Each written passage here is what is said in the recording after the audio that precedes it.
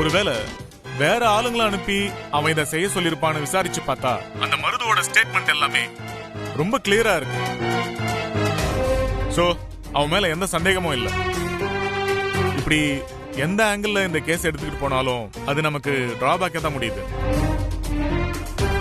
அது மூலமா எந்த ஒரு லிங்க்குமே எங்களுக்கு கிடைக்க மாட்டேங்குது. இப்போ என்ன சார் பண்றது?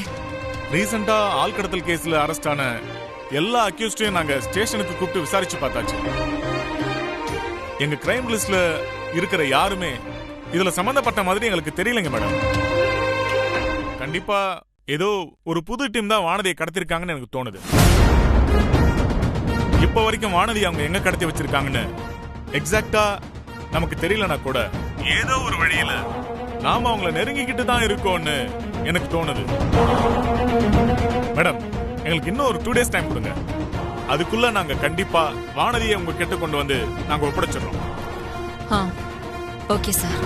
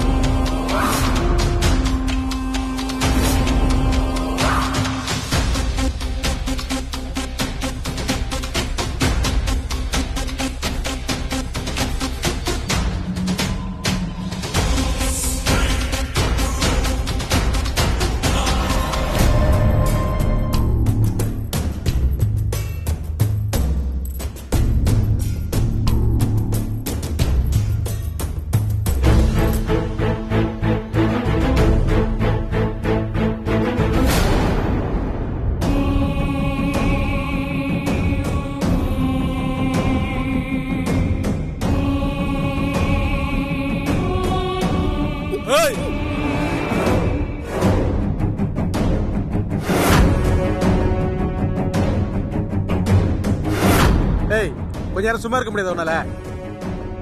நீ என்ன ட்ரை பண்ணாலும் சரி இங்க இருந்து உன்னால தப்பிச்சு போக முடியாது. தேவையில்லாம எதுவும் பண்ணிட்டு இருக்காம கொஞ்ச நேரம் அமைதியா இரு. என்ன சாப்பாடு? சாப்பிடவே இந்தா, சாப்பிடாம செத்து போயிருவ.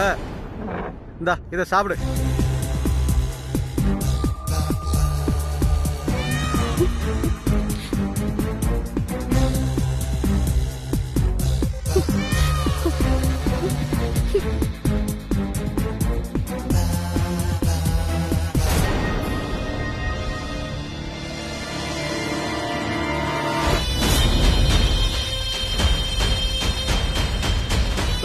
பாத்துக்கடா வரேன்.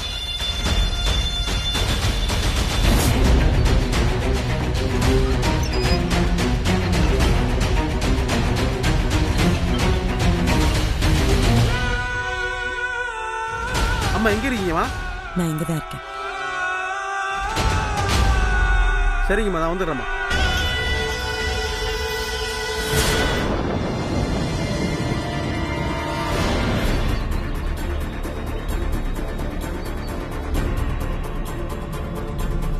எப்படி இருக்கா? அந்த பொண்ணு சேஃபா தான் இருக்கா. பிரச்சனை எல்லாம் ஒண்ணும் இல்லம்மா. பிரச்சனை எதுவும் இருக்காதுன்னு தெரியும். அதனாலதான் உங்களை வச்சு அவளை தூக்க சொன்னேன். ஆமா, நீ யாரு என்னன்னு அவளுக்கு தெரியாதுல்ல? இல்லம்மா, எங்க முகம் அவளுக்கு தெரிஞ்சிடக்கூடாதுன்னு சொல்லி நாங்க ரொம்ப கேர்ஃபுல்லா இருக்கோம்மா. ஆனா அந்த பொண்ணால பெரிய பிரச்சனை எல்லாம் ஒண்ணும் இல்லம்மா. என்ன ஒண்ணு, கடத்திட்டு வந்ததுல இருந்து சாப்பாடு தான் ரொம்ப அடம் பிடிக்கிறான். இன்னும் எத்தனை நாளைக்கு இப்படியே அடைச்சி வச்சிருக்க போறோம்னு தெரியலம்மா. இப்படி பட்னியாவே இருந்து அந்த பொண்ணுக்கு ஏதாவது ஆயிடுச்சுன்னா நமக்கு தான்மா பிரச்சனை. அப்ப அவளை மிரட்டி ஏதாவது சாப்பிட வை. இன்னும் 2-3 நாள் அவளை இங்க வச்சிருந்தா போதும். நான் நினைச்ச மாதிரி எல்லாம் நடந்துரும்.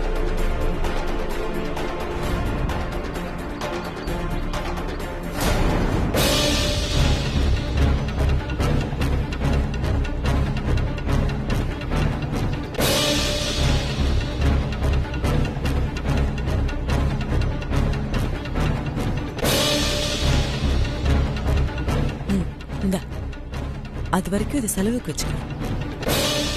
ரொம்ப கஷ்டப்பட்டு அவளை இங்க கொண்டு வந்திருக்கோம். ஜாக்கிரதையா பாத்துக்கோ. சரிங்கம்மா. நான் நினைச்சதெல்லாம் நடக்கிற வரைக்கும் அவ இங்கதான் இருக்கணும். நாங்க பாத்துக்கிறோம்மா, நீங்க கிளம்புங்க. ஜாக்கிரதை.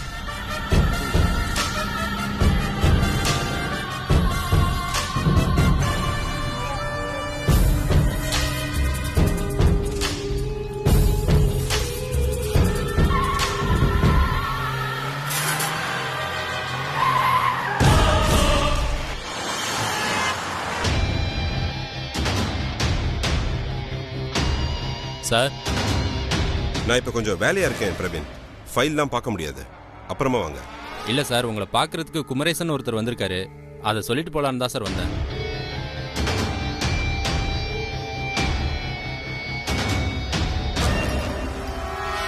நான் வேணும்னா நீங்க பிஸியா இருக்கீங்கன்னு சொல்லிட்டு அவரை அனுப்பிடட்டுமா?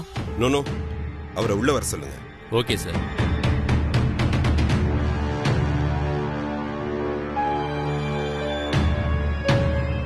வணக்கம் சார். வாங்க, take your seat. Thank you sir.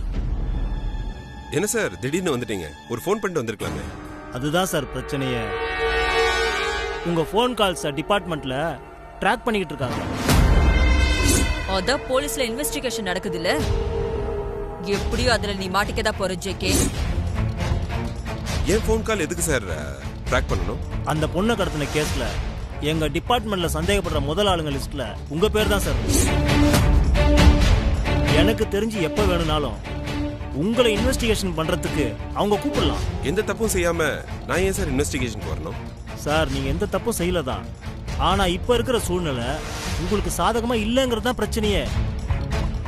ஏற்கனவே உங்களுக்கும் ராஜேஸ்வரி மேடத்துக்கும் பெரிய ரைவல்ரி இருக்குன்னு எல்லாருக்குமே தெரியும். சார், பிசினஸ் சம்பந்தமா எங்களுக்குள்ள 1000 பிரச்சனைகள் இருக்கும். தயவு செஞ்சு அதையும் இதையும் ரிலேட் பண்ணி பேசுறத முதல்ல நிறுத்துங்க. அப்படி பார்த்தா அந்த கேகேக்கு கூட தான் அவர் வீட்டு பொண்ணை ராஜேஸ்வரி வீட்டுக்கு மருமகளாக்க முடியலையேன்னு கோபம் இருந்துச்சு. ஒருவேளை பழி வாங்கறதுக்காக அவர் கூட இதை செஞ்சிருக்கலாம் இல்லையா? அவரெல்லாம் கூப்பிட்டு விசாரிச்சாச்சு சார். இந்த கேஸ் விஷயமா அவர் கொடுத்த ஸ்டேட்மெண்ட் எல்லாமே ரொம்ப கிளியரா இருக்கு. கண்டிப்பா இதை அவர் செஞ்சிருக்க மாட்டாருன்னு ஏசிபி சாரே சொல்லிட்டார் சார்.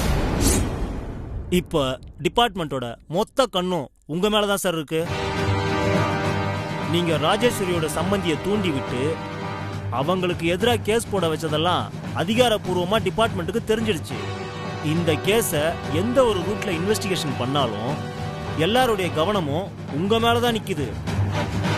ஒருவேளை வானதியை பத்தி எங்களுக்கு கிடைக்காத தகவல் உங்களுக்கு கிடைச்சதுன்னா உடனே எங்களுக்கு இன்ஃபார்ம் பண்ணுங்க. முடிஞ்ச வரைக்கும் வானதி சீக்கிரமா கிடைக்கிறது மட்டும்தான் நீங்க இந்த கேஸ்ல இருந்து தப்பிக்கிறதுக்கு ஒரே வழி. இதை சொல்லிட்டு போலாம் தான் சார் வந்தேன். நான் வரேன் சார். வாங்க. Thank you sir.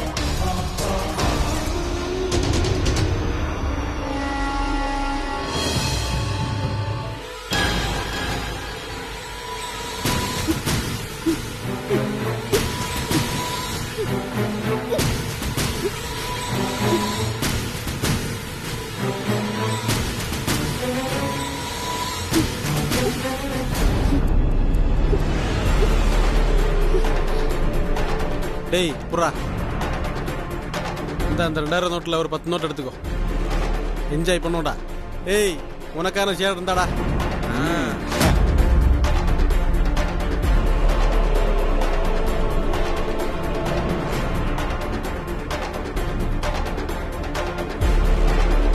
புதுசா ஒரு போன் வாங்கணுமே, கையில காசு இல்லையேன்னு நினைச்சேன். சரியான நேரத்துக்கு பணம் வந்து சேர்ந்துருச்சு.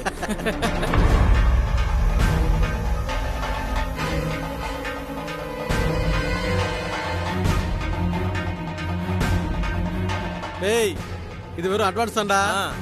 எல்லாம் முடிஞ்சதுக்கு அப்புறம் இன்னும் பெருசா கவனிக்கிறேன்னு சொல்லிருக்காங்க. ஓகேடா.